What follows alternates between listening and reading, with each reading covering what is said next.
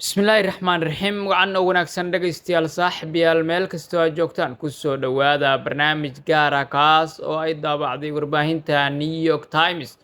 Warbaahinta New York Times ayaa daabacday warbixin lagu falanqeeyay ilaa iyo 4 qalad oo waaweyn oo uu la sheegay Mareykanka inuu galay si gaar ahaaneedna maamulka madaxweyne Trump intii lagu guda jiray dagaalka 40 maalin socday iyo xiisadda cusub ee marinka Hormuz. Sida ay aragtidooda tahayna waxa ay sheegeen qaladaadkaas in ay ka dhaceen ama ay dhaawaceen istiraatiijiyadda iyo sumcadda iyo awoodda ciidanka Mareykanka waana tan koowaad.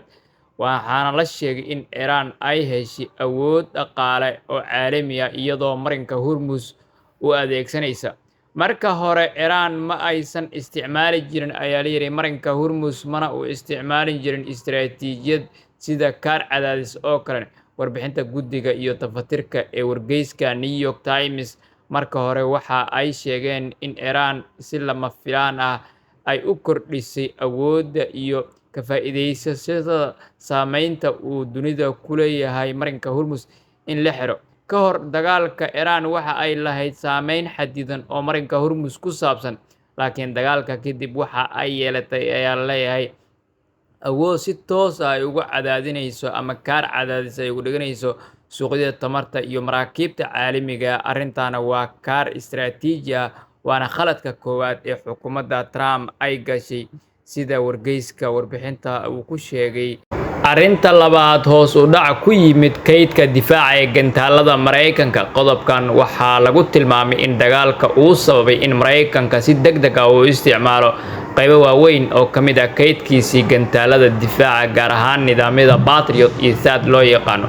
Warbixintu waxa ay sidoo kale sheegtay in qiyaastii rubuc ka mid ah gantaalada difaaca ee dowladda Mareykanka ee kaydka ku jiray in la isticmaalay ku dhawaad 6 toddobaad oo kaliya. Arrintan waxa ay keentay baa la yiri cawaaqibo waaweyn. Mareykankana waxa uu u baahday balaayiin dollar si kaydka dib loogu soo celiyo halkiisii. Arrintan waxaa sidoo kale la sheegay inay qaadan karto sanado badan waxa ayna tani hoos u dhigaysaa awoodda difaaca ee dowladda Mareykanka oo meelo badan oo ka mid ah dunida. Qaladka saddexaad waa daciifinta Mareykanka uu daciifiyay xulafadiisa gobolka. Qodobka saddexaad waxaa si gaar ahaaneed diiradda lagu saaray arrinta siyaasadeed oo aad u culus, waxaana maqaalka lagu sheegay Mareykanka in uu ku fashilmay inuu helo taageero buuxda oo caalami ah oo marinka Hormuz ah. Dalal badan oo xulafo la ah Mareykanka waxa ay diideen howlgal sida dalalka qaaradda Yurub, Japan, Australia, Koreada Koonfureed. Qaar ka mid ah dalalka Khaliijka iyagana waxa ay dareemeen in dagaalka uu halis geliyay amnigooda halkii uu iyaga ka difaaci lahaa.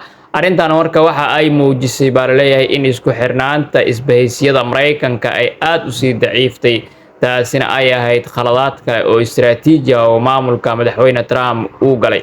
Arrinta afraad ee ugu dambeysa waa hoos u dhac ku yimid sumcaddii Mareykanka ee caalamka. Qodobkan waxa uu noqonayaa qodobka ugu culus ee maqaalka waxa uuna ahaa arrinta sumcadda ee wargeyskana waxa uu sheegay iyo guddiga tafatirka in tallaabooyinka madaxweyne Trump ay dhaawaceen sawirkii Mareykanka ee ahaa ilaaliyaha nidaamka caalamiga ee difaacidda dimuqraadiyadda, waddan ixtiraama xeerarka caalamiga ah iyo dhammaan intii uu ku faani jiray Mareykanka. Dhammaantoodna waxa ay hoos u dhaceen ayaa la leeyahay kadib Mareykanka marka uu dagaal ku qaaday 28 bishii Febraayo ee sanadkan aan ku jirno 2026 dalka Iran. Warbixinta markaa waxa ay ku doodaysaa in loo baahan yahay maadaama intaas oo khaladaad ay gashay xukuumadda Trump in khubarada iyo waxgalka iyo aqoonyahanka inay isku yimaadaan kana tashadaan badbaadinta dadweynaha Mareykanka.